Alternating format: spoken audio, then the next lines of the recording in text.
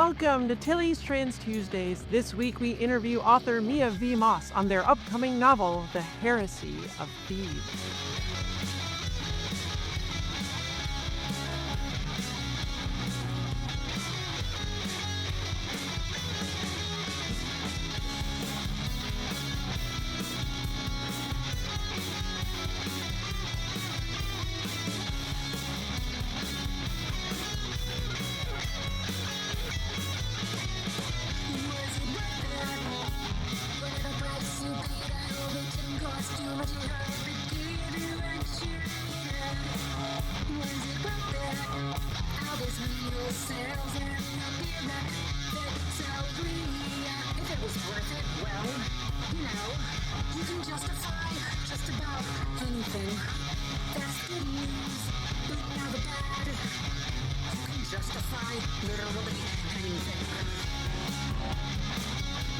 Hi, I'm Tilly Bridges, your host, and I'm joined by my writing partner, my best friend, my wife, our token cis representation, the lady who may be a heretic, but the only thing she's ever thieved is my heart, Susan Bridges.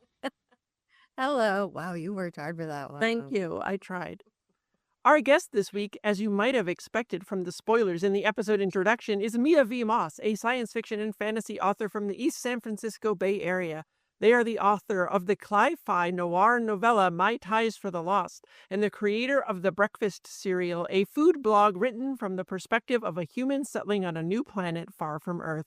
Their debut novel, the epic fantasy The Heresy of Thieves, comes out October 6th from Dark Matter Inc. Welcome, Mia. Hello. Thank you so much for having me.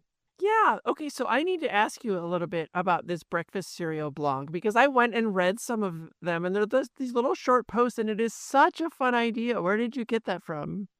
Thank you. Well, yeah, so it's mostly just from, like reading a bunch of food blogs, and they always kind of, or they used to at least, I don't know if they do anymore, but they used to get really, like conversational about their Yeah. day-to-day lives. And I was just thinking, what would that be like for someone like on a completely different planet and they had to move there, but they wanted to keep doing their food blog? And so that's where I just went with it.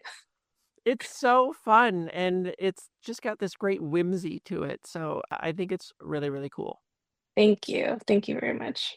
It started during the hardest times in 2020, and back then I had more time on my hands to do recipes, Sure. so it was weekly, and now it has gone to monthly, but maybe someday I'll get to go back to weekly again.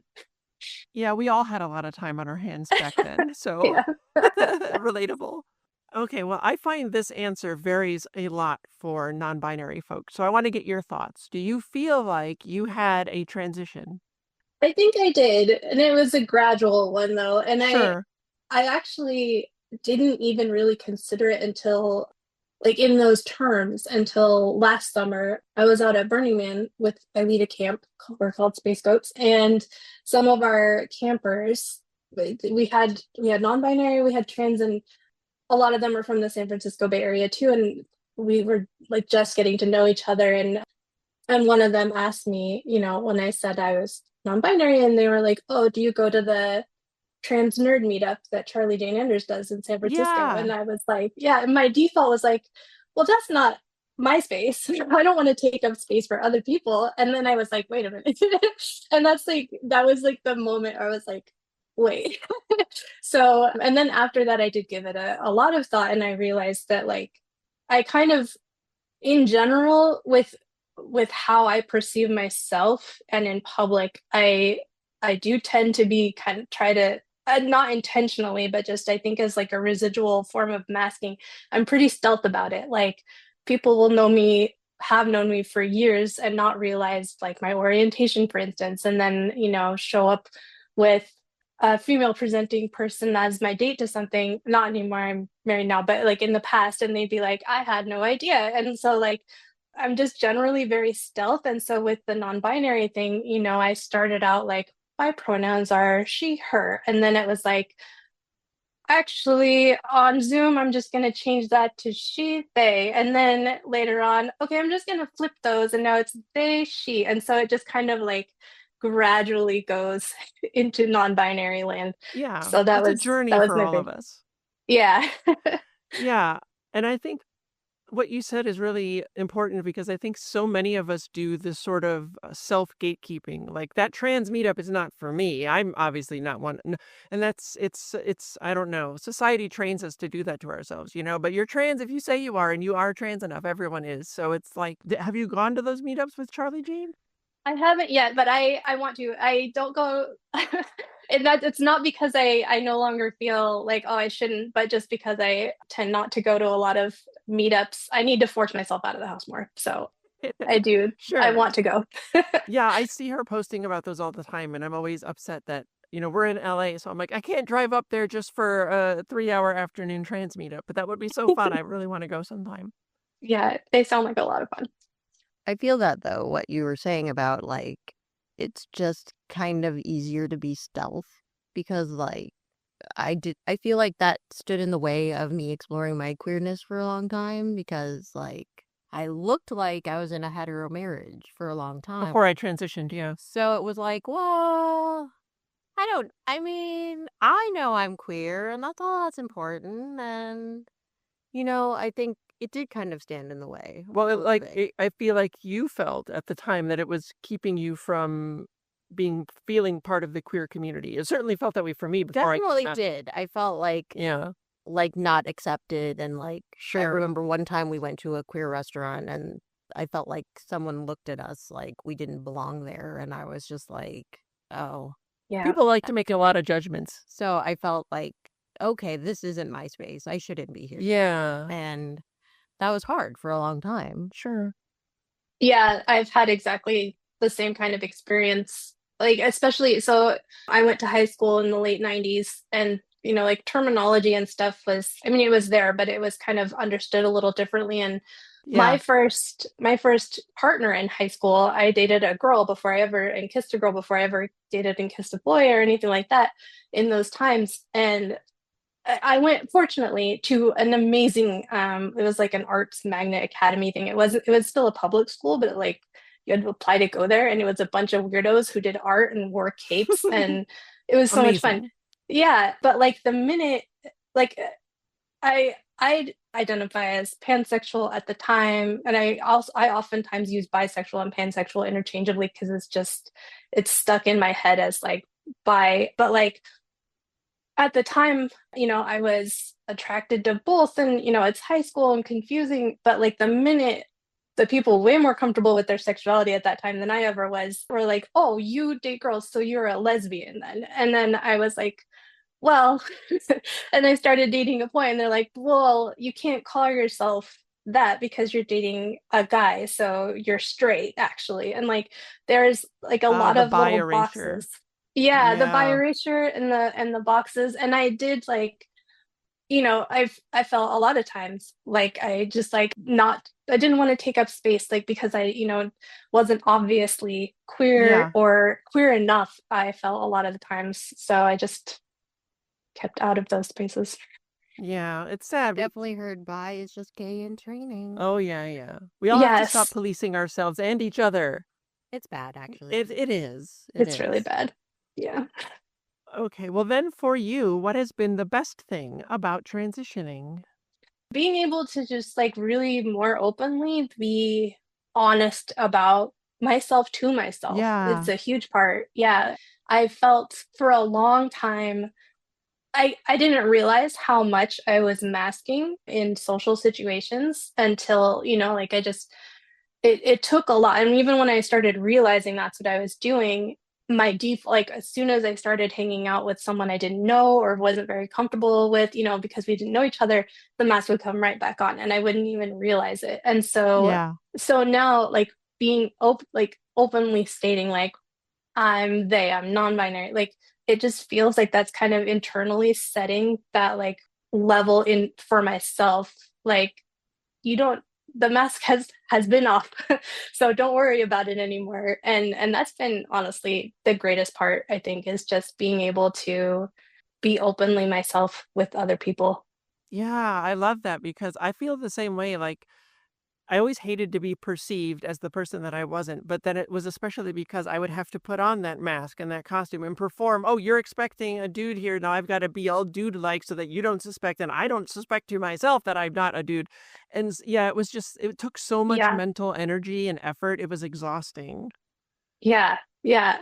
I I can only imagine, and it did for me too. Like just like, oh, I have to be a very certain type of way, Yeah, a very certain type of, and I think there was a, going back to early memories too, there was a little seed of that, like, because I used to, back in, again, in teenage years, I loved putting on just like glitter everywhere on my face. That was my like just my love. And it was kind of like squished out. Like that's not how you do makeup. It needs to be yeah, austere, and not wild.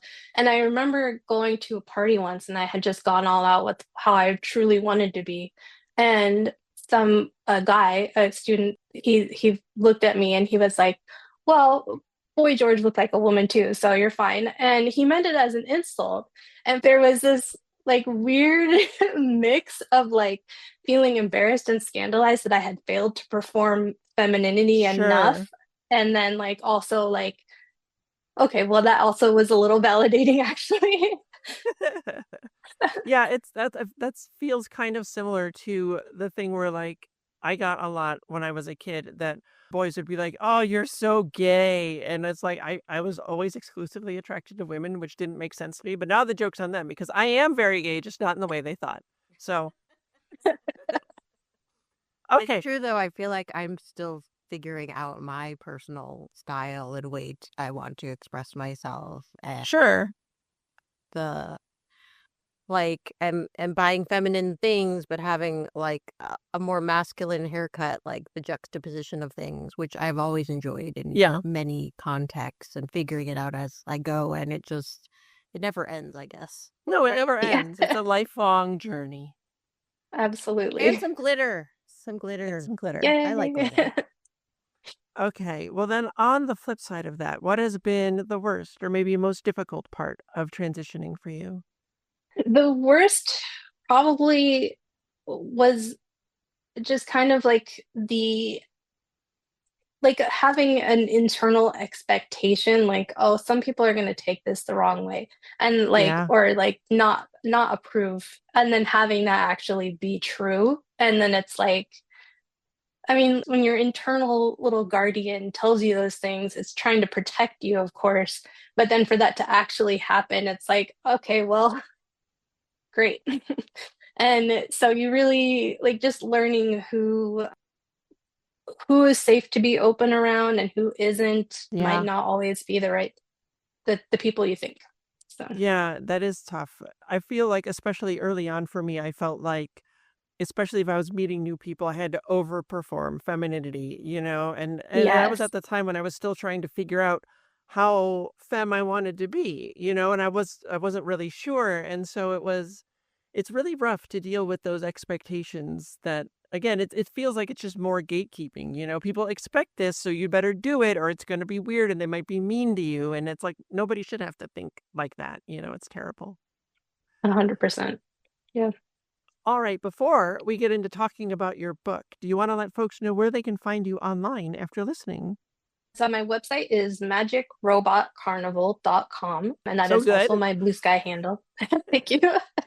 And those are pretty much the only places. I don't really do social media. In fact, that's kind of part of my experiment this year with the book is I purposely, after kind of Meta went like full mask off bashy, Yeah. I was like, that's it for Instagram. And so I deleted that.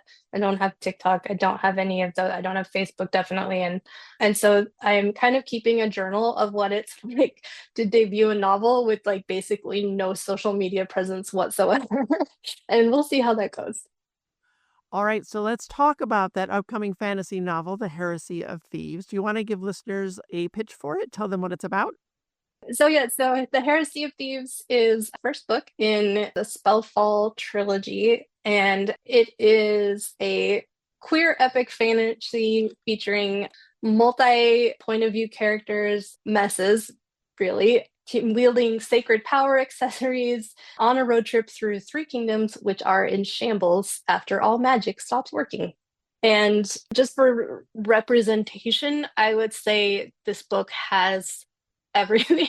It's got bisexuals, asexuals, royal lesbians, evil gay hot priests, pansexual Hermione, but if university got canceled, so she applied herself to being the best mercenary captain she could be, sentient monsters, sentient armor, extended family drama, and non-binary gods. Wow, I love this. You're really selling it. Good. Yeah, this book is really a book of my heart. I started it actually 20 years ago, and Wow. yeah, actually it might be longer than that because I started it in the year 2000. So, which is not 20 years ago, unfortunately. So yeah, I started it in the year 2000 and I kept putting it down for like years at a time, and I'd come back to it because I was kind of, I started it when I was just coming out into the world as an adult. And a lot of older adults kept telling me that writing wasn't really a lucrative or real career and that I should do Sure. other things. Yeah. And so I kept putting this novel aside and it just kept coming back to me. Like the characters I would dream about, I would doodle little maps of the world. And eventually I just realized like I'm miserable every time I put this book aside. And I really, really want to get this story out. And I really want to do these characters who have lived inside of me for so long justice. And so then I really started working seriously on it around 2018 and then got it out in the world. That's amazing to have sat with the project for that long. And so what made you want to write this one specifically? Like, what was it that grabbed you, that got into your heart so much about it? So it started out one of the characters, the the royal lesbian I mentioned, her name is Thialis Vereen, and she's the king of this nation called Dynestra. And I had just like recurring dreams about this character in particular. She was the first one I thought of, and I just initially just kept picturing her just like alone in this really opulent tower, just looking down over this insanely gorgeous, sprawling ancient city. And then the city had some kind of deep secret beneath it. And that's really where it all started from, was me just trying to figure out, A, who is this person in this castle by herself? Why is everything so gray for her? And then also, what is this deep secret under this huge, amazing city? The city is called Silver Bastion, and it was really the second character I developed for the book, the city of Silver Bastion. And yeah, I just had to tell both of their stories. I love it. I love that you dream about them. That's so cool. I don't know if I've ever dreamed a story up. Yeah, I mean, probably. And then I wake up and be like, well, that doesn't seem like anything. I've definitely had story dreams. I tried for a long time to like write them down as soon as I woke up, like with a dream journal. And there's definitely been ones where I'd go back and read my dream journal and be like, okay, yeah, that was just brain goo. No one needs to see that. Yeah, I feel like I mostly have brain goo dreams. Although I did have one like last year that I was so like captivated by, I didn't take notes on it to maybe do something Ooh. with sometime. So we'll see. I don't know. But what themes are you like exploring at this book? Like what is it that's underneath the surface that we're getting at?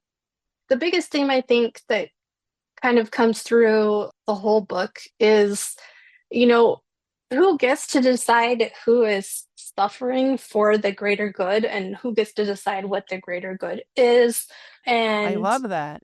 I think, and then also who gets to decide who you are as a person. And there's a lot of characters in here going through a lot of things, and but a lot of them are trying to either live up to the expectations of what other people have told them they should be, Yeah.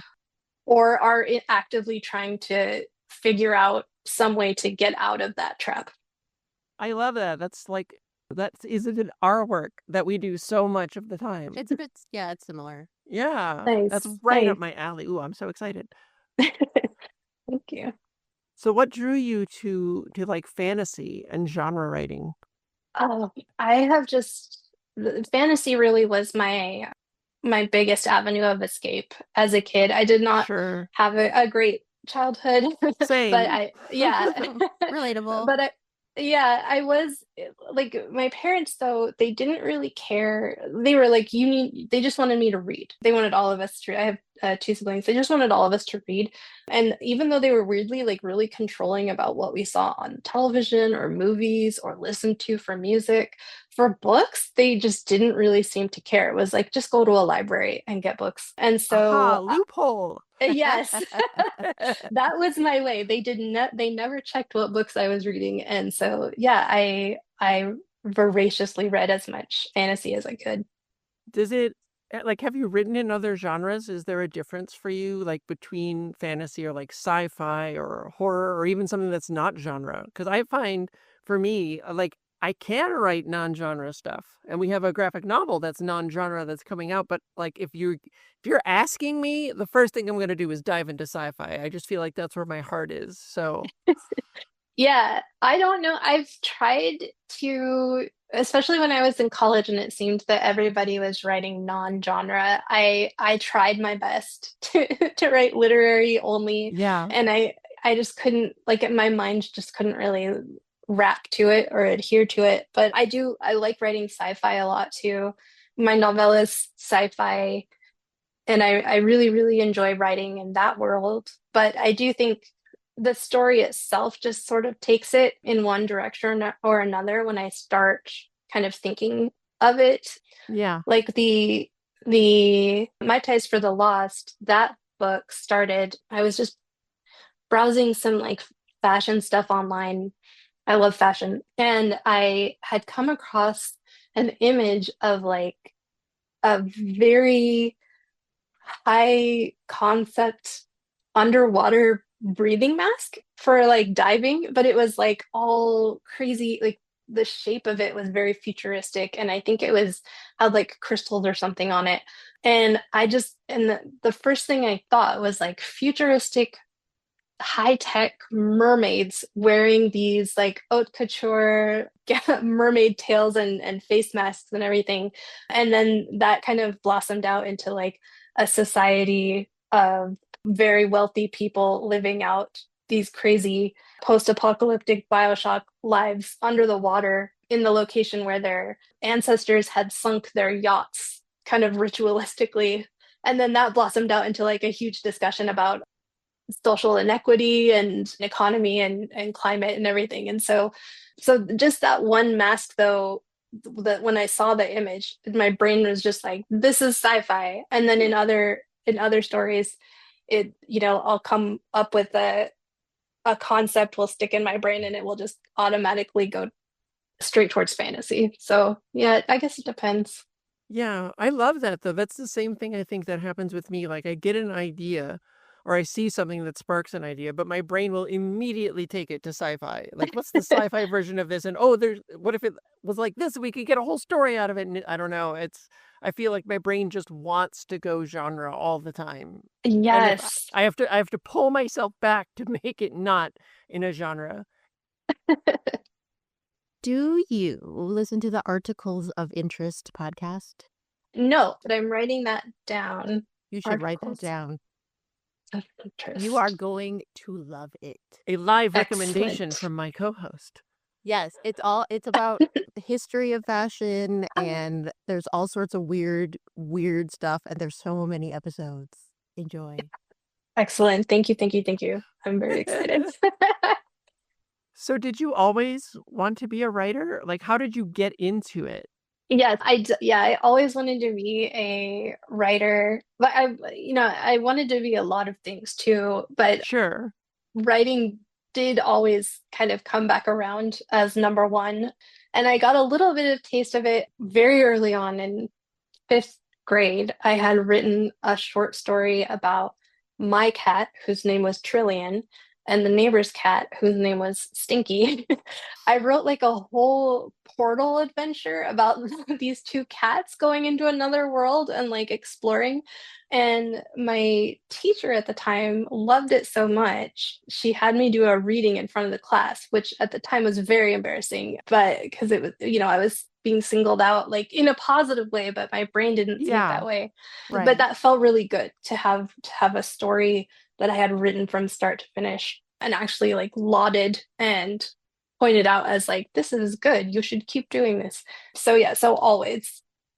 Like I said earlier, I think every time I kind of dropped that goal and looked to other things as like a more quote serious occupation, I just always felt like a part of myself was missing. Yeah, yeah. I had such a similar experience. It was, I think, sophomore year of high school for me. In my English class, we had to write short stories, and my teacher liked mine so much that she read it out in front of the class, and I was like, "Oh, there's something here. That's where I think I really got bit by it." But then when I look back even to my childhood, I was always like making up stories for my toys and action figures, and like, what is that if it's not writing?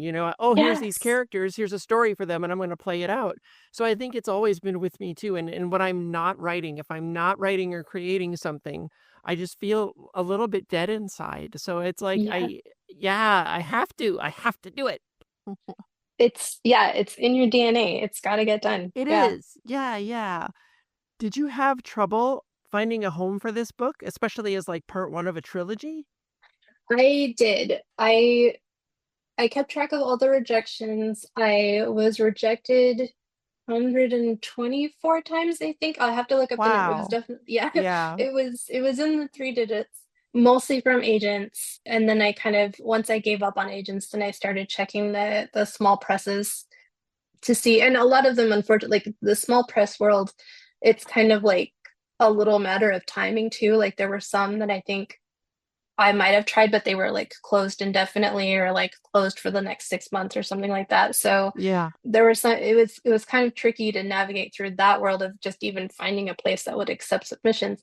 But yeah, the story itself was pretty hard to find a home. It took me a while. And I learned a lot from that whole process too about submitting your work, especially fantasy work. I had a spreadsheet and I ended up making a tab just to make myself feel a little better called "Ew, not that kind of fantasy." Because what I noticed was like going through all these agent lists, there would be some that would say, like, oh, and yes, and I want fantasy. And then you would pull them up and then look at what they were actually looking for. And it was basically like anything but epic fantasy. Like they Yeah. really just wanted like literary with like a tinge of whimsy to it, or more increasingly as I was going through the process, a lot of the agents I found were like fantasy, but only if it's also romance. Yeah. This has a little bit of that flavor to it, but not as much as I think they were looking for. So Yeah, it's tough out there. I've looked for representation and stuff too, and like even finding ones who want like LGBTQ stuff, they usually have very specific, like narrow things beneath that they actually want. So like finding the actual right publisher or right representative can be so tough, and it's so draining. Like all those rejections. I mean, that's writing, right? It's more yeah, rejections Yeah. than acceptances in every type of writing field, but it's so hard to keep up the morale as the rejections flood in. it really, really is. Yeah. And I don't think I could have done it without. I'm in a writing group where we tried to kind of flip that around. And so we have a thing we do every year called Race to Rejections. And every time every time we get a rejection, we have a Slack. We go into the Slack channel and we're like rejected from so and so or this publication. And everybody puts a little like confetti emoji on, and whoever has the most rejections, we break it up by category, like poetry, fiction, nonfiction, that kind of thing. Whoever has the most rejections in their category gets a prize at the end, like an ebook. I love that though. That's so good. Yeah, it changed a lot of how I looked at it, and it felt so much better, I think, and like less isolating. Yeah. Because yeah, when you're just like by yourself with all those rejections, it's so easy, I think, to feel like, well, I am trash and my book is trash. But then if you're like, if you know, I think it's kind of reinforcing, like you know that the people in your writing group are really good writers and they also are getting all of these rejections. And then you're Yeah. also all just like celebrating each other, just doing the act of putting something out there to be rejected. And that's what we're really celebrating, is like, you're still in the game, you're still putting it out there. So Yeah, I love that. It feels so similar to just like the trans community. And like, none of us can do any of this alone. And having other people to help us through, to be there through the low points, to lift us up in both yes. terms of queerness and transness and in like writing. It's all so important. Community is everything. So I love Yeah. that so much. Yeah. Well, did you have any last thoughts or things about your book that you wanted to discuss that we didn't cover? It comes out October 6th. October 6th. Yeah, from Dark Matter Inc. It will be available in bookstores. It's coming out actually in hardback, paperback, ebook, and audiobook. So pick your Amazing. format. Yeah. And yeah, thank you so much. Of course. Thank you for being on the show. Thank you for having me. And folks, be sure to get yourself a copy of The Heresy of Thieves out October 6th. That's my birthday, from Dark Matter Inc. and support trans art. Tilly Bridges, end transmission. Tilly's Trans Tuesdays is hosted by Tilly Bridges and Susan Bridges, with audio editing and sound mixing by Jillian Morgan. The written essay version of this week's topic and all past topics is available at tillystranstuesdays.com. Special thanks to Daisy and Jane for the use of Sorry Not Sorry as our show's theme music.